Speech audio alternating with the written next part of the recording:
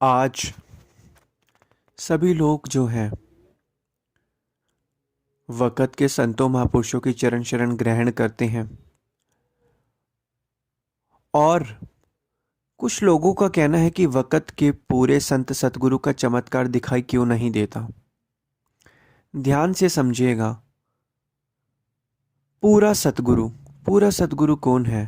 जो पूर्ण सतगुरु है। वक़्त के पूर्ण सतगुरु का चमत्कार हमें क्यों दिखाई नहीं देता? हमारे मन के अंदर यह प्रश्न है। देखिए, पूरे सतगुरु का चमत्कार देखने के लिए हमें पहले ये देखना है कि क्या हम पूरे सेवक हैं। क्या वक़्त के संतों महापुरुषों ने जो हमें आज्ञा बख्शी है, नाम बख्शा है, नाम सुमिरन आराधन करने के लिए हमें जो नाम दिया है कि इस नाम को जप के अपनी आत्मा का कल्याण करो और सेवा करो, क्या हम पूरे जो हैं पूर्ण सेवक हैं? और फिर हम यह मांग रखते हैं कि हमें वक़्त के जो पूर्ण सतगुरु हैं उनका चमत्कार दिखाई नहीं देता। ऐसा होने का कारण क्या है कि हमने अपनी अंतरात्मा से जो है, जो हमें नाम सुमिरन आराधन करने के लिए जो हमें नाम मिला था, हमने उसको जपा ही नहीं। अगर हम उस नाम को जप लेते तो हम भी एक पूरे सेवक बन जाते। जो सतगुरु की आज्ञा, पूरा सेवक कौन है? जो हमेशा सतगुरु की आज्ञा में तत्पर रहता है, जो सतगुरु वचन फरमा दे उनके वचनों को निभाता है। पूर्ण सतगुरु वो है।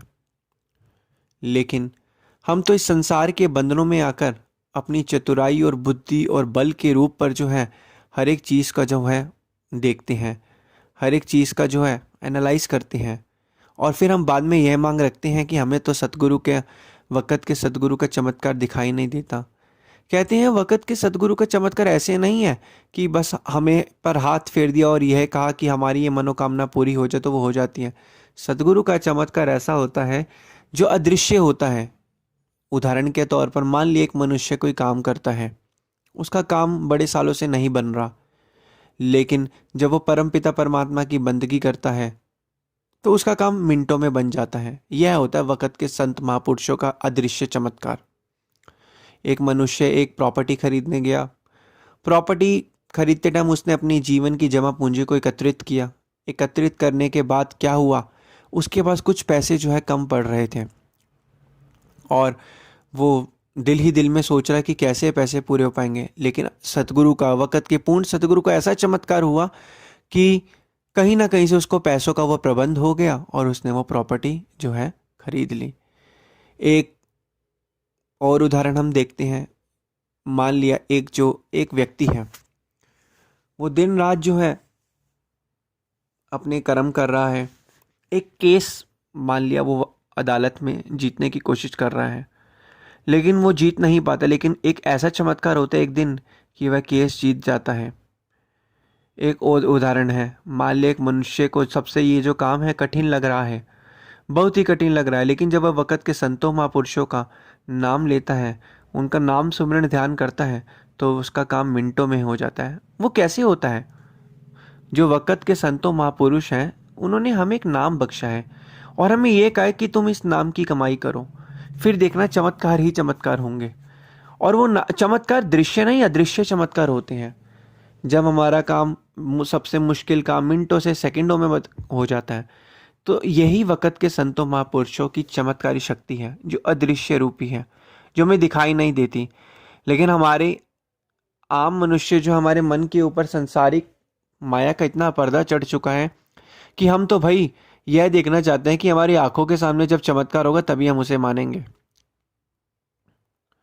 अब अगर देखा जाए, आज पूरी दुनिया भगवान को मानती है, लेकिन जब उस समय में जब भगवान इस धराधाम पर आए थे तब तो दुनिया मानती ही नहीं थी। और आज जब भगवान जो हैं इस धराधाम पर जो हैं, अपना जो एक युग में भगवान आए थे, भगवान श्री रामचंद्र जी महाराज, श्री कृष्ण चंद्र जी महाराज, उस समय भी कुछ लोग थे जो नहीं मानते थे, लेकिन आज जो है भगवान को हम मानते हैं। ऐसा क्यों? ऐसा इसलिए क्योंकि हमारे ऊपर माया का पर्दा चढ़ा हुआ है। हम इन चीज़ों को समझ ही नहीं पा रहे कि सतगुरु की अदृश्य शक्ति, भगवान की अदृश्य शक्ति क्या है। अब भगवान एक इंसान के रूप में ही तो आएंगे इस धराधाम पर, और अगर भगवान सीधा कहें कि हाँ भाई हम भगवान हैं, हमारे पास एक चमत्कारी शक्ति है, तब भी इंसान इतना जो है चतुर अपने आप को समझता है, तब भी यकीन नहीं मानेगा। अगर भगवान सीधा आके बोल दे ना हाँ भाई हम भगवान है, तब भी इंसान जो है इसको सच नहीं मानेगा, क्योंकि मनुष्य चमत्कार देखना चाहता है। मनुष्य चाहता है कि मेरी ये इच्छा है, मेरी इच्छा पूरी हो जाए तब मैं भगवान को मानूं। अरे भगवान ने इसलिए तो ना तुमको इस धराधाम पर जन्म दिया था कि तुम अपनी इच्छाएं जब पूरी हो तो भगवान को मानो, जब इच्छाएं पूरी ना हो तब भगवान से नाराज हो जाओ। ऐसे नहीं होता ना। हमें जो अपने इस जीवन में जो जो चीज़ें मिल रही हैं, वो हमें चीज़ें कहाँ से मिल रही हैं? वो हमें हमारे चीज़ें जो हैं पुराने जो जन्मों के हमारे कर्म हैं उसके अनुसार ही हमें इस जीवन में जो है चीज़ें मिल रही हैं।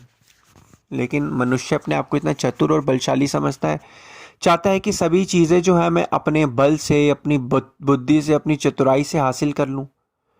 तो फिर एक समय में एक ही चीज़ प्राप्त हो पाएगी, या तो तुम अपनी बुद्धि, चतुराई और बल का इस्तेमाल कर लो, या फिर वक़्त के संतों महापुरुषों की आगे और मौज में चलकर उनके द्वारा जो बख्शा हुआ नाम है उसका नाम सिमरन करके सतगुरु की आगे और मौज में चलो। फिर तो चमत्कार ही चमत्कार होंगे। नहीं, लेकिन मनुष्य क्या चाहता है? चीज़ों को रियलिटी में देखना चाहता है, चीज़ों को प्रैक्टिकल देखना चाहता है, और चाहता है कि आंखों के सामने मेरा चमत्कार हो। तो वक़्त के जो संत महापुरुष, पूर्ण संत महापुरुष होते हैं, कभी भी ऐसे चमत्कार नहीं करते। उनका चमत्कार हमेशा दृश्य होता है। ना बनता हुआ काम हमारा जो बन जाता है, हमारी बिगड़ी जो बन जाती है, वही वक़्त के सच्चे संत पूर्ण महापुरुषों का जो है चमत्कार होता है। ये कुछ गुरुमुख वो अनुभव भी कर सकते हैं जिनके साथ ये चमत्कार हुआ है, लेकिन ना मानने वाले को तो हम जितना मर्जी समझाएं उसको तो समझ ही नहीं आएगा।